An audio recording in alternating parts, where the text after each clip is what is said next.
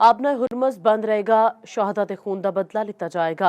Iran के नवे supreme leader Mustafa हामनाई का ऐलान आखिया अमरीकी अड्डियां ते जवाबी हमले होणगे। कौम दे नां पहले ऑडियो पैगाम विच मशरकी वुस्ता विच अमरीकी अड्डे बंद करन दा मुतालबा किता। ईरानी दे खून दा बदला लेवांगे, अबनाए हुरमुज़ भी बंद रखांगे। ईरान दे नवे सुप्रीम लीडर मुस्तफा खामनाई दा पहला ऑडियो पैगाम। ईरानी सुप्रीम लीडर ने आख्या कि असी अपने शोधा खास तौर ते मनाब स्कूल दे शोधा दा बदला लिए बगैर नहीं रवांगे। अवामी यकजहती नाल दुश्मन नूं शिकस्त दित्ती जाएगी।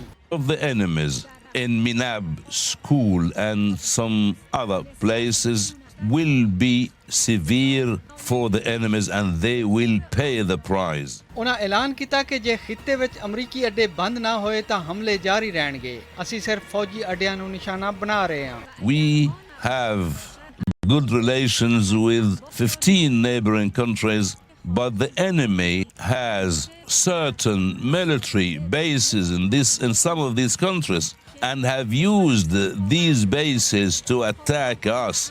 We are forced to continue the interests and the bases of the enemies. Mustafa खामनाई ने आख्या कि मेरा ओहदा मेरे कोलों कई चीज़ां दा तकाजा करदा है। असी अपने दुश्मन नूं शिकस्त देनी है।